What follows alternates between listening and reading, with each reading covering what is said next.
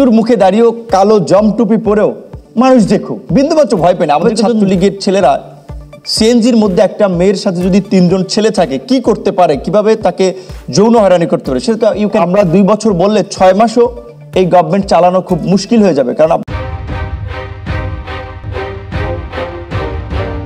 Head of the government যেটা বলেছে যে আপনারা অন্তত মাসে একটা চিঠি লিখবেন। আমরা পরিষ্কারভাবে এই জন্য গভর্নমেন্টের উইকনেস, দুর্বলতার সাইডটা নিয়ে সমালোচনা করতে চাই। গণমাধ্যমের বন্ধুরা এখানে একটা ওয়াচডগের ভূমিকা পালন করতে পারে। এখন আর তাদের অফিসে কেউ ফোন দিবে না, এই নিউজ দেখানো যাবে না, অমুককে টক শোতে ডাকা যাবে না। যদি আপনাদেরকে বলে আপনারা রাস্তায় দাঁড়ান, আপনাদের পেশাদারিত্বের জায়গায় এখন আপনারাও মাথা তুলে দাঁড়ান। অনেকদিন আপনাদের কলমকেও নিয়ন্ত্রণ করার চেষ্টা করেছে, এখন সবাই মুক্ত। দ্রব্যমূল্যের ঊর্ধ্বগতি আমরা দেখতে পাচ্ছি, দাম কমছে না। জ্বালানি ক্রাইসিস আমরা লক্ষ্য করছি, আরও সামনে সংকট বাড়তে পারে। বিদেশি যেমন একদিকে আমরা সহযোগিতা পাচ্ছি, আবার ঋণের তো একটা বিষয় আছে। কাজে সেই জায়গা থেকে সরকার যদি রাজনৈতিক দলগুলোর সমন্বয়ে একটা ইনক্লুসিভ গভর্নমেন্ট না করে, তাহলে এই গভর্নমেন্টও বিপদে পড়বে। আর এই গভর্নমেন্টের বিপর্যয় মানে আমাদের পুরো জাতির বিপর্যয়। সকলের প্রতি সরকার, নাগরিক, সংবাদকর্মী সকলের প্রতি আহ্বান জানাবো যে রাষ্ট্রকে সঠিকভাবে পরিচালনার জন্য যার যা জায়গা থেকে যেই ভূমিকাটি রাখা দরকার সেটি যেন আমরা রাখি।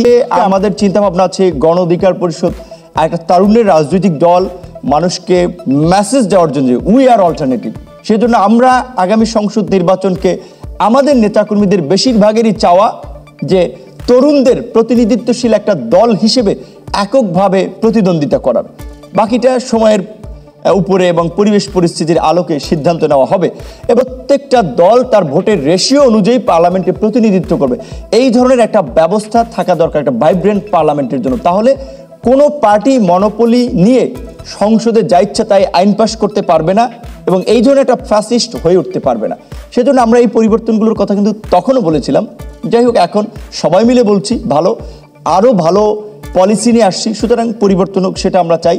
সেই তরুণদেরকে আমি বলবো আগামী নির্বাচনে এই বিপ্লবী, এই মেধাবী, এই সৃজনশীল তরুণদেরকে রাষ্ট্র পরিচালনায় অংশগ্রহণের সুযোগ দেওয়ার জন্য জাতীয় সংসদের যে নির্বাচন করার যে সর্বনিম্ন বয়স আছে 25 বছর, এটাকে পরিবর্তন করে 21 বছর করার আমি আহ্বান জানাবো।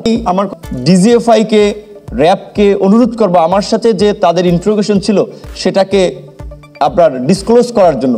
তাদের কাছে এগুলো ভিডিও থাকে। সো আমি কি বলেছিলাম, মৃত্যুর মুখে দাঁড়িয়েও কালো জম টুপি পরেও মানুষ দেখুক, বিন্দুমাত্র ভয় পায় না। আমাদেরকে যখন জিজ্ঞাসাবাদ করা হয়েছিল, আপনি বলেন আপনার সাথে কিভাবে এই আন্দোলনের সম্পৃক্ততা, আপনারা কি চেয়েছিলেন, পরিষ্কারভাবেই বলেছি যে গত 15 বছর মানুষের উপরে যেভাবে অত্যাচার, নির্যাতন, নিপীড়ন চলেছে, একটা স্বাধীন সার্বভৌম রাষ্ট্রকে আরেকটি দেশের একটা পুতুল রাষ্ট্রে পরিণত করেছে। আমরা চেয়েছি যে এই সরকারের পতন, এবং আমরা অভিজ্ঞতার আলোকে মনে করেছি কোটা সংস্কার আন্দোলন একটা সার্বজনীন আন্দোলন, যেখানে সব মত পথের শিক্ষার্থীদের প্রতিক্রিয়া থাকে, অংশগ্রহণ থাকে। সুতরাং এই আন্দোলনের মাধ্যমে আমরা জাতির মুক্তির পথ খুঁজতে চেয়েছি। এইটাকে আমরা রাজনৈতিকভাবেও জাতির মুক্তির পথ হিসেবে আমরা দেখতে চেয়েছি। তো আমি এটা বলেছি, কিন্তু সেটা তাদের রেকর্ড আছে, এই জন্য আমরা বলছি তারা চাইলে এটা ছাড়তে পারে।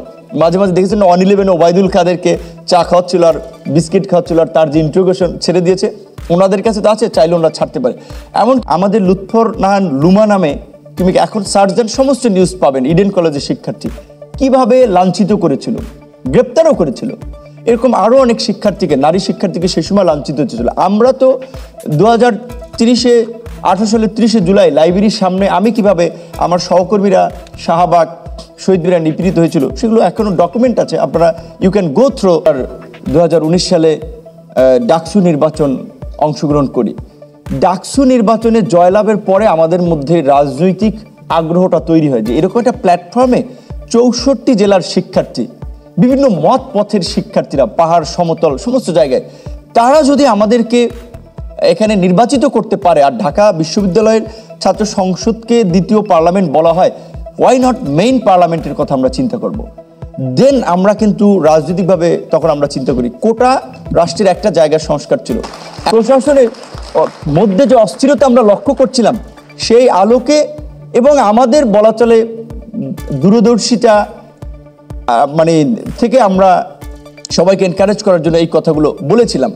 তো কাজে আমরা তো একটা বলা চলে বন্দুকের মুখের নলের সামনে দাঁড়িয়েও আমরা কম্প্রোমাইজ করি নাই। আমরা আমাদের সত্য কথাগুলো বলেছি। তো এখন আমরা 2018 সালে যে কোটা সংস্কার আন্দোলনটা করলাম, সেই আন্দোলন সেই সময় সফল হয়েছিল, সেই সময় সকলের অবদান ছিল। সেই আন্দোলন করতে গিয়ে প্রাইভেট বিশ্ববিদ্যালয়ের একজন শিক্ষার্থী মরিয়ম মান্নার নামে, তাকে কিভাবে ছাত্রলীগের ছেলেরা সিএনজির মধ্যে একটা মেয়ের সাথে যদি 3 জন ছেলে থাকে কি করতে পারে, কিভাবে তাকে যৌন হয়রানি করতে পারে, সেটা তো ইউ ক্যান ইমাজিন।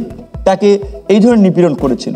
এখন আমরা রাষ্ট্র ব্যবস্থার সংস্কার চাই, যে কারণে কিন্তু 2019 সালের ছাত্র আন্দোলন থেকে যারা একটু সিনিয়র ছিল, ছাত্র তো শেষ হয়ে গিয়েছিল, তাদের নিয়ে আমরা যুব সংগঠন, শ্রমিক সংগঠন, পেশাজীবী সংগঠন ডেভেলপ করে ফাইনালি 2021 সালে আমরা রাজনৈতিক দল হিসেবে আত্মপ্রকাশ করি।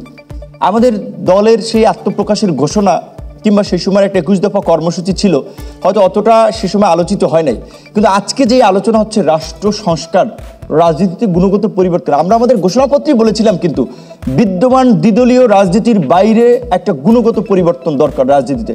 রাজনীতিতে মেধাবীরা কেন বিমুখ হচ্ছে, মেধাবীদেরকে রাজনীতিতে কানেক্টেড করা দরকার।